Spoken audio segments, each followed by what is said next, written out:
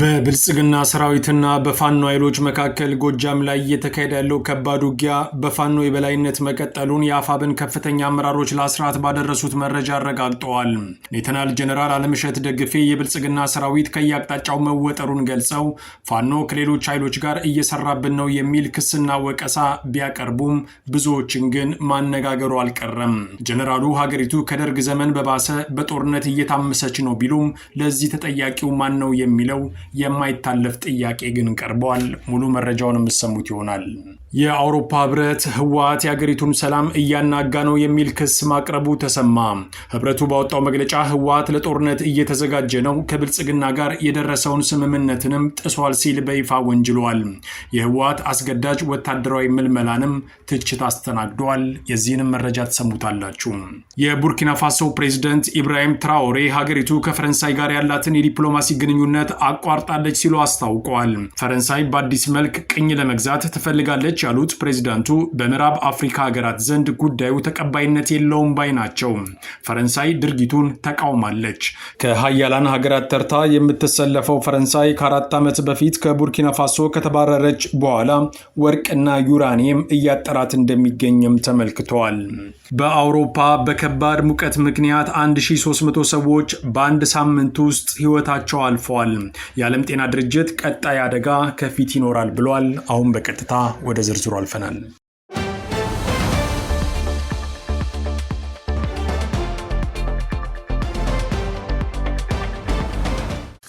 በአፋብን ቴዎድሮስ እዝና በብልጽግናው ሰራዊት መካከል በተለይ ጎጃም ላይ አሁንም ከባድ ጦርነት እንደቀጠለ ከአካባቢው የሚወጡ መረጃዎች አመልክተዋል።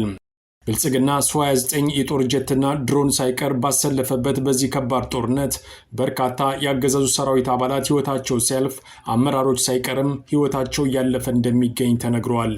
የአፋብን ከፍተኛ አመራሮች ለአስራት እንዳረጋገጡት ሰሞኑን እየተደረገ ባለው ከባድ ውጊያ በርካታ የብልጽግና እግረኛ ሰራዊት የሞተ ሲሆን እሱን በመሻገርም በአመራር ደረጃ ያሉ ኮሎኔሎችም እንዳልቀረላቸው ተናግረዋል። የሰሞኑን የፋኖን ድል ማርቲን ፕላውት የመሳሰሉ ታዋቂ ግለሰቦችና ዲኤንኢ አፍሪካ ለዓለም አረጋግጠውታል።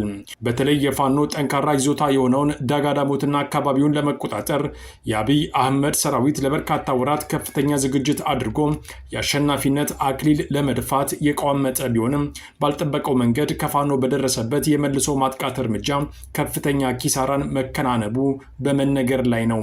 ቀድሞ የነበረውን ፋኖን እስከ ሰኔ 30 እናጠፋለን የሚለው እቅድም ባናቱ ውሃ ሲቸለስበት የብልጽግና ጀነራሎች አደባባይ በመውጣት ፋኖን እስከ መውቀስ የደረሱበት ሁኔታ ተፈጥሯል።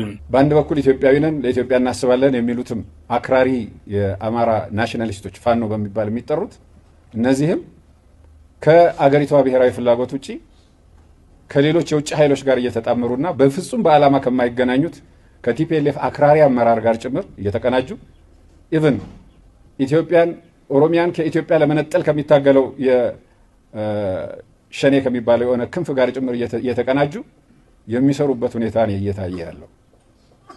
ምንም ይሁን ምን በየትኛው አቅጣጫ እኛን ወደ ስልጣን የሚያመጣ ከሆነ ድረስ ኢትዮጵያ ፈርሳም ተበትናም ቢሆን እንሄድበታለን የሚል አካሄድ ውስጥ ነው እየገቡ ያሉት። ለበርካታ ዓመታት የመጡትን አገዛዞች ሁሉ በማገልገል የሚታወቁት ሌተናል ጀነራል አለምሸት ደግፌ ፋኖ ኢትዮጵያ እያለ ሀገሪቱን ከሚያፈራርሱ አካላት ጋር እየሰራ ነው ሲሉ በይፋ ከሰዋል። ሌተናል ጀነራሉ ለዚህ ወቀሳቸው ማስረጃ ባያቀርቡም የብልጽግና መከላከያ ሰራዊት ግን በየአቅጣጫው መወጠሩን ለደጋፊዎቻቸው አረጋግጠዋል። ሀገሪቱ ባለፉት 5 ዓመታት ብቻ በጦርነት ምክንያት በቢሊዮን ዶላር ከስራለች የሚሉት ሌተናል ጀነራሉ የአሁኑ ኪሳራ ከደርግ ዘመን ጋር ሲወዳደርም የባሰ እንደሆነ አስረድተዋል። አመራሩ ሀገሪቱ በጦርነት አዙሪት ውስጥ መግባቷን ቢመሰክሩም ለዚህ ምክንያቱ ማን ነው የሚለውን ግን ከማንሳት ተቆጥበዋል። ኢትዮጵያ አብይ አህመድ ወደ ስልጣን ከመምጣቱ በፊት በርካታ የማህበራዊና የፖለቲካ ችግሮች ውስጥ እንደነበረች የሚስማሙት ፖለቲካዊ ታዛቢዎች በዚህ ደረጃ ግን የህልውና አደጋ ውስጥ ገብታ እንደማታውቅ በመግለጽ ላይ ናቸው። ውስጣችን እየታመሰ ነው ያለው። አገሪቷ ቀደም እንደተባለው እንደተጠቀሰው በቂ የተፈጥሮ ሀብት ያላት በቂ ፖቴንሻል ያላት ሀገር ነች። ለሁላችንም ይበቃ ባንቃማም ይበቃናል።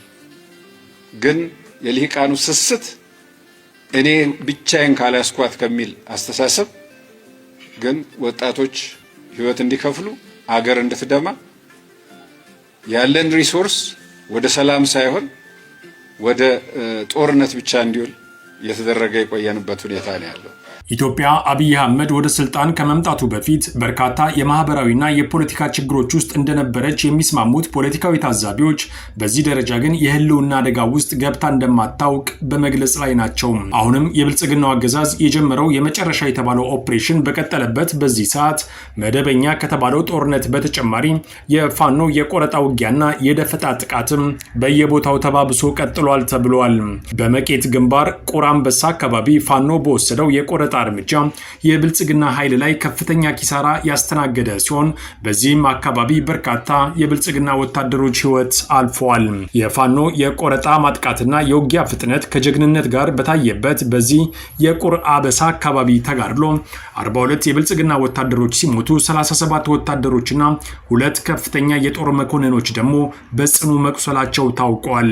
ከብረት ለበስ ታንክ እስከ ተጎታች መድፍ ታጥቆ በአካባቢው ተሰማርቶ የነበረው የብልጽግና ኃይል በፋኖ የውጊያ ስልት ተከቦ ጉዳት የደረሰበት ሲሆን በተለይ 2 የጦር መኮንኖች ቁስለኛ መደረጋቸውን ተከትሎ የሰራዊቱ የትዕዛዝ ሰንሰለት ሙሉ በሙሉ ተበጣጥሷል ተብሏል። ይህ ድል የብልጽግና የመከላከያ አቅም በማበላሸት የፋኖን የማይበገር ብቃት በተግባር ያረጋገጠ ድል ሆኖ ተመዝግቧል ሲሉ የአፋብን ከፍተኛ አመራሮች ለአስራት ባደረሱት መረጃ አመልክተዋል።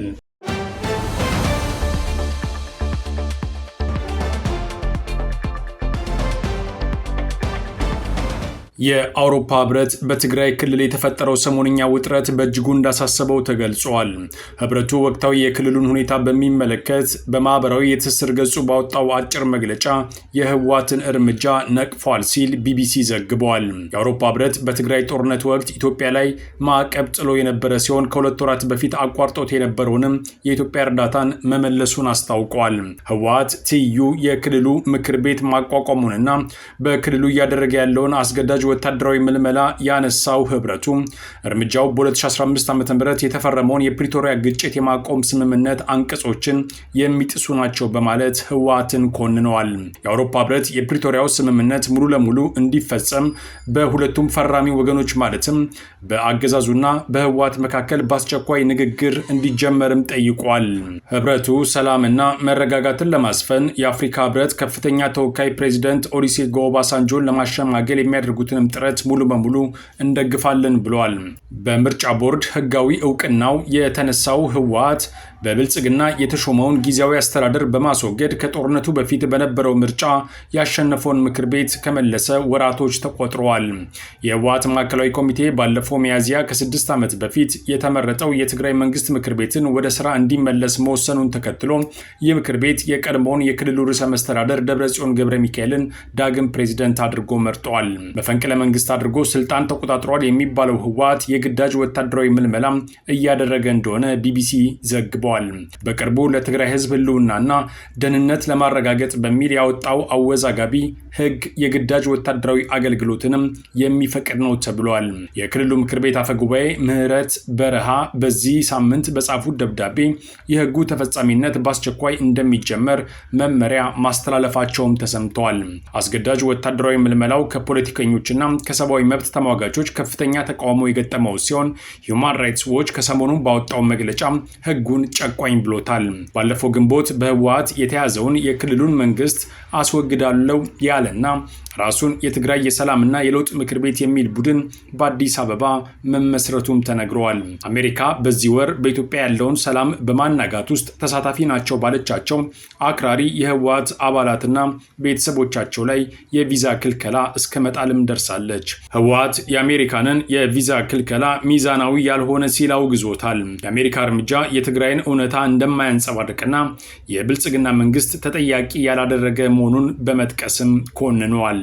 በኢትዮጵያ የአሜሪካ ኤምባሲ አርብ ሰኔ 19 2018 ዓ.ም ባወጣው አጭር መግለጫ በትግራይ የሰላም ሂደትን እያደናቀፉ ናቸው ያላቸውንና በስም ያልጠቀሳቸውን አካላት ለውይይት ጥረቶች ትብብር እንዲያደርጉ አሳስበዋል ሲል ጣቢያው ጨምሮ ዘግቧል።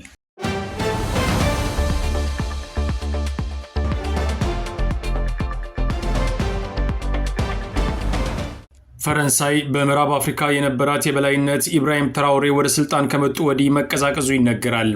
አገሪቱን ከቡርኪና ፋሶ ወርቅ ከኒጀር ደግሞ ዩራኒየም የምታገኝበት እድል ሙሉ በሙሉ እየተዘጋም ያለ ይመስላል።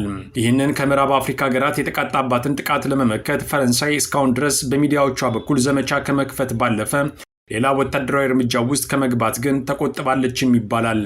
ለዚህም ምክንያቱ የፈረንሳይ ዜጎች ከአፍሪካ ሀገር ጋር የሚደረግ የትኛውንም ጦርነት የማይደግፉ ሲሆን፣ ቀጣዩ ደግሞ የሩሲያ ጦር በአካባቢው ስላለ የእጅ አዙር ጦርነት ሊቀሰቀስ ይችላል በሚል ስጋት ነው።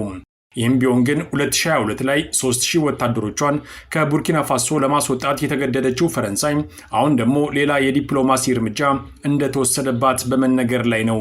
የቡርኪና ፋሶ ወታደራዊ መንግስት ከሀገሪቱ ጋር ያለውን ዲፕሎማሲያዊ ግንኙነት ማቋረጡን በይፋ አስታውቋል። ፈረንሳይ ከቡርኪና ፋሶ ብሔራዊ ፍላጎቶች ጋር የሚጻረሩ እንቅስቃሴዎችንም አካሂዳለች ሲል የቡርኪና ፋሶ መንግስት ወንጅሏል። ካፒቴን ኢብራሂም ትራኦሬ ስልጣን ከያዙ አንስቶ በቡርኪና ፋሶና በቀድሞ ቅኝ ገዢዋ ፈረንሳይ መካከል ያለው ግንኙነት በእጅጉ ሻክሯል። ኢብራሂም ትራኦሬ በአውሮፓውያኑ 2022 በመፈንቅለ መንግስት መንበረ ስልጣኑን ከተቆጣጠሩ ወዲህ ጸረ ምዕራባውያን አጀንዳም ማራመድ ቀጥለዋል። የኮሚኒኬሽን ሚኒስትር ፔንጎ ጊልበርት ኦዲያረጎ እንደተናገሩት ፈረንሳይ በሀገራቸው ላይ ግዴለሽ ንቅናቄ እያደረገች ሲሆን ኒዮ ኮሎኒያል ፍላጎቶችንም እያራመደች ትገኛለች ብለዋል። የፈረንሳይ የውጭ ጉዳይ ሚኒስትር ውሳኔው ጸበኛና መሰረት አልባ ሲል ምላሽ ሰጥቷል። በተጨማሪም የቡርኪና ፋሶ መንግስት እየሄደበት ያለው አሳሳቢ መንገድን ያሳያል ሲልም የፈረንሳይ መንግስት ከሷል። ፈረንሳይ በቡርኪና ፋሶ ያሉ ዜጎቿ ከፍተኛ ጥንቃቄ እንዲያደርጉም ማሳሰቢያ እስከ መስጠት የደረሰችበት ሁኔታ ላይ ተደርሷል ተብሏል። ኢብራሂም ትራኦሬ ስልጣን እንደያዙ የፈረንሳይ ወታደሮችን ከሀገራቸው አባረዋል። ፈረንሳይ ስውር አጀንዳ አላት ብለው የከሰሱት መሪው ፊታቸውን ወደ ቻይናና ሩሲያ በቀጥታ ማዞራቸውም ይነገራል። ቡርኪና ፋሶ በቅርቡ ያወጣችው መግለጫ በሁለቱ ሀገራት መካከል መከባበር እንደሌለም ይጠቁሟል ተብሏል። ፈረንሳይ ቡርኪና ፋሶን በዓለም አቀፍ መድረክ የማግለል ዓላማ እንዳላትና አዋኪ ቡድኖችን እንደምትደግፍ የሀገሪቱ መንግስት ከሷል። ግንኙነታችንን ለማቋረጥ የወሰንነው ከተቋማት ጋር ብቻ ነው። የፈረንሳይና ቡርኪና ፋሶ ህዝብን ታሪካዊ፣ ሰብአዊ፣ ባህላዊና ማህበራዊ ግንኙነትን ጥያቄ ውስጥ የሚከት አይደለም ሲልም የቡርኪና ፋሶ መንግስት ባወጣው መግለጫ አቋሙን አንጸባርቋል። ወታደራዊው አገዛዝ በ2024 ዲሞክራሲያዊ ስርዓትን እንደሚመልስ ቃል ቢገባም በያዝነው ዓመት ጥር ላይ የፖለቲካ ፓርቲዎችን በይፋ አክስመዋል። ቡርኪና ፋሶና ወታደራዊ መንግስት ያላቸው ጎረቤቶቿ ማሊና ኒጀርም ከምዕራብ አፍሪካዊው ቀጠናዊ የትስስር መድረክ ራሳቸውን ያገለሉት አምና ነበር። ከ2023 ጀምሮ ፈረንሳይ በቡርኪና ፋሶ አምባሳደር የላትም።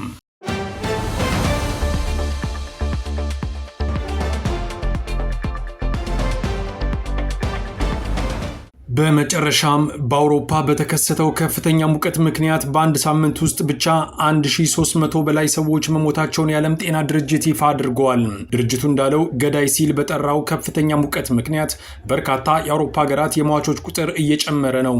የጤና ተቋማትም ከአቅም በላይ የመጫነቅ አደጋ እንደተጋረጠባቸውም በማስጠንቀቅ ላይ ናቸው ተብሏል። በሳምንቱ ሙቀቱ በከፍተኛ ሁኔታ ከተመዘገበባቸው ምዕራባዊ የአውሮፓ ሀገራት ወደ ምስራቃዊ ክፍል እየተስፋፋ መሆኑንም ዓለም አቀፉ የጤና ድርጅት አስጠንቅቋል። አስከፊው ሙቀት ባስከተለው የጤና መታወክ በፈረንሳይ ብቻ ከባለፈው ረቡዕ ወዲህ ከወትሮ በተለየ ሁኔታ ወደ 1000 የሚጠጉ ተጨማሪ ሰዎች መሞታቸውን የአገሪቱ የጤና ባለስልጣናት እሁድ ዕለት አረጋግጠዋል።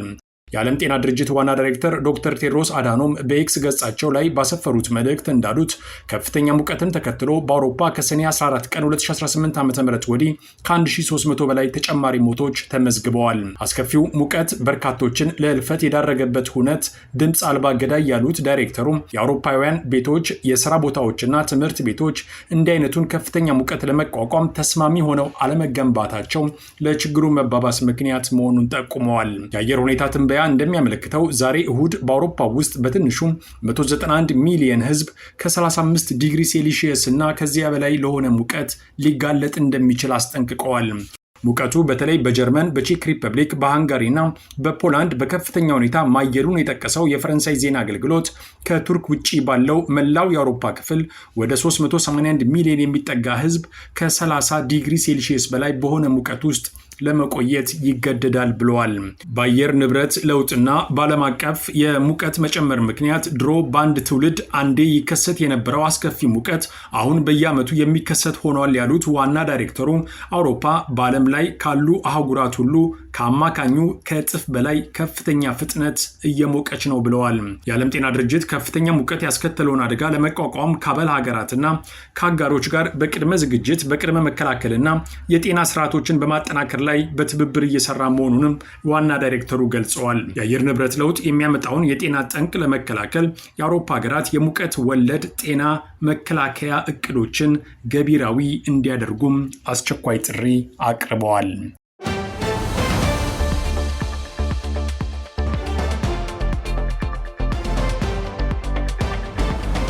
ከአስራት ብሮድካስቲንግ ሰርቪስ ለዕለቱ የነበረን ዜና ይህን ይመስል ነበር። አብራችሁን ስለነበራችሁ ከልብ እናመሰግናለን። በያላችሁበት ሰላም